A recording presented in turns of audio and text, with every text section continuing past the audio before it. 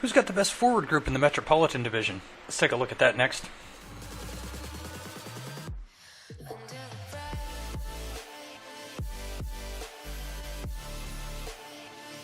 Yo-ho everybody, and welcome to another edition of Yinzer on Hockey. Before we begin, make sure you go down below, hit that like button, click the subscribe button, and make sure you click that little bell so you stay up to date on all the off-season happenings.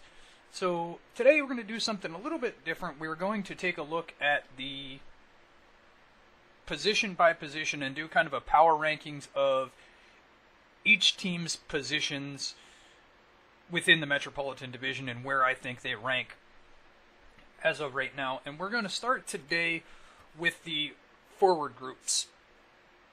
So what we're going to do is we're going to take a look at the group as a whole and how I would rank them based on skill, performance, and depth, and see how they stack up against each other.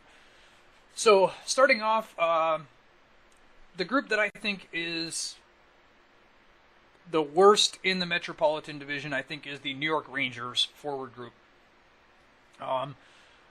They're led by top line Chris Kreider on the left, Mika Zibanejad on the center, and Buchnevich on the right wing.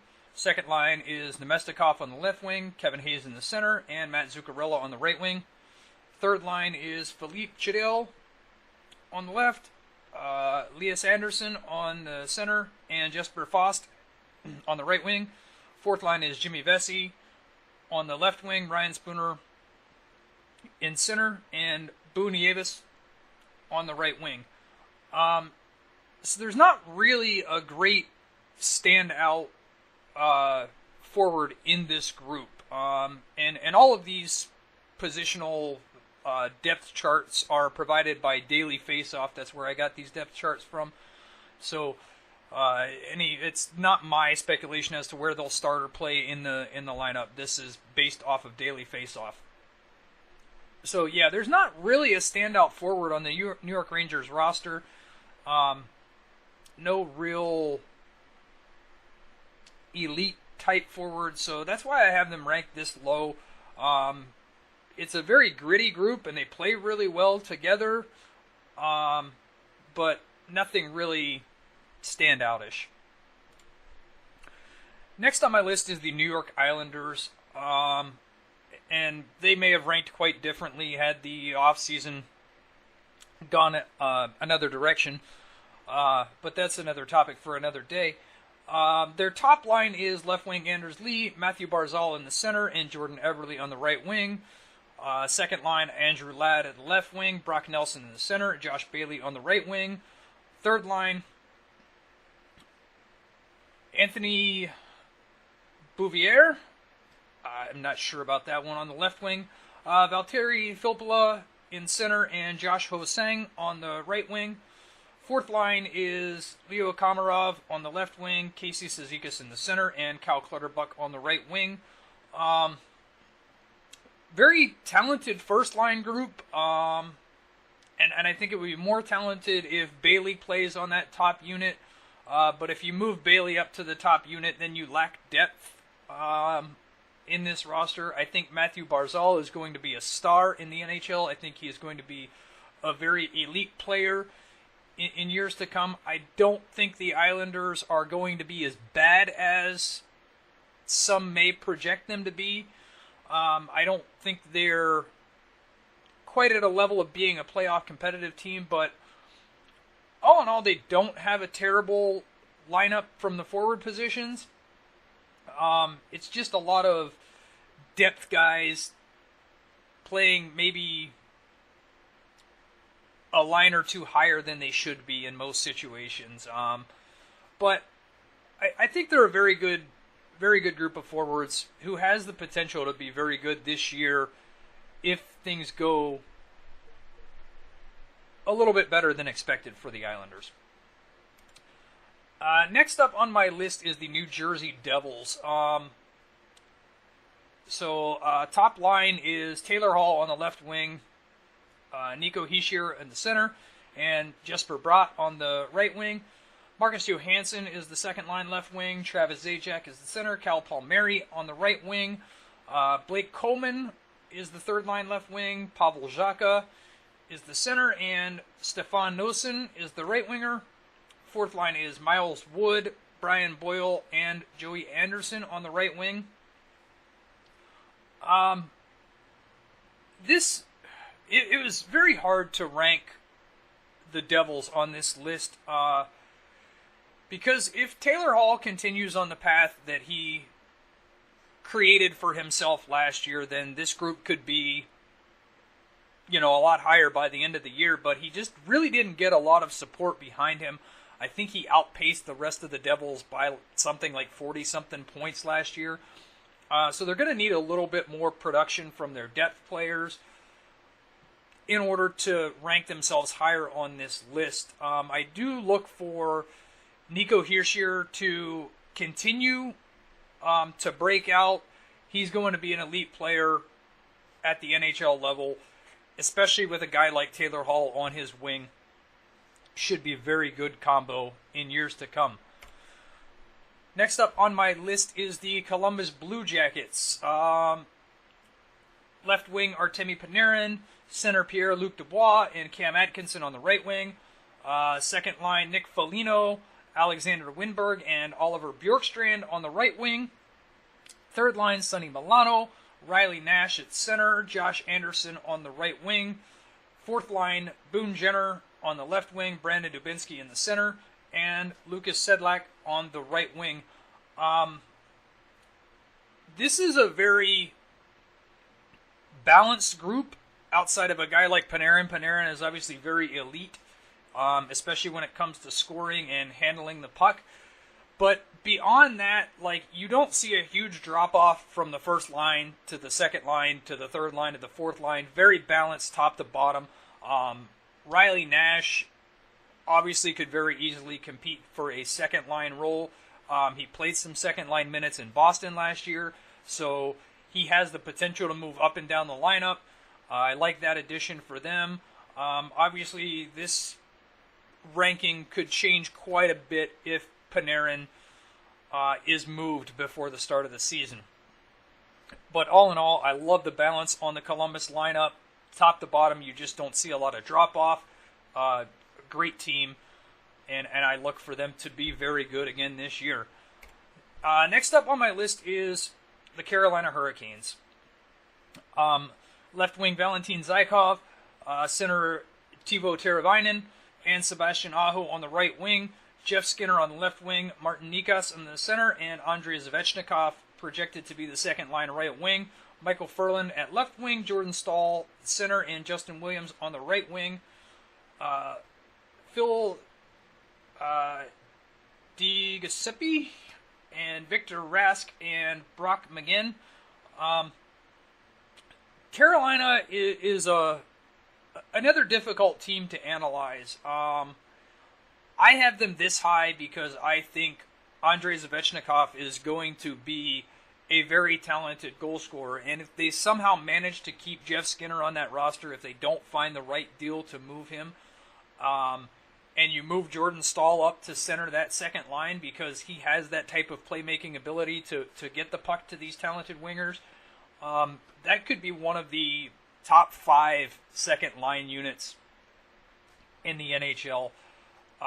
Sebastian Aho started to show signs of being a very elite winger last year, and he'll continue to grow and develop. He'll be a great scorer.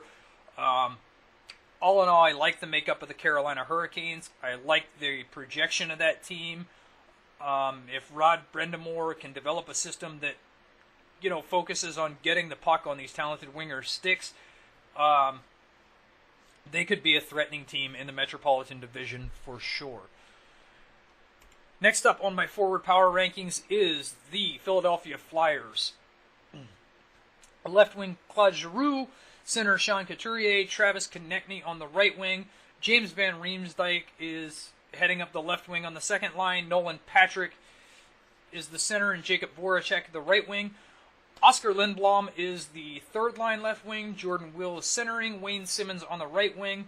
Michael Rafa on the fourth line. Scott Lawton and Nicholas Abu-Kubel on the right wing of the fourth line. this team is dangerous. They might have the best group of wingers as a group in the NHL. Couturier is probably on the verge of being a Selke candidate year in and year out. He is probably going to be in the conversation this year for the Selke and probably for years to come, so long as he recovers from that injury that he suffered in the playoffs last year, gets back to that level. This second line, Nolan Patrick, James Van Riemsdyk, and Jacob Voracek, even if you slot Wayne Simmons in there on the right wing, that's a talented line. Nolan Patrick is going to have a breakout year this year. I'm pretty confident in that assessment. James Van Riemsdyk is going to add goal scoring behind Claude Giroux, and this team, it's going to be a dangerous team to match up line for line with, and they're going to create mismatches just based on the way they can roll these four lines out.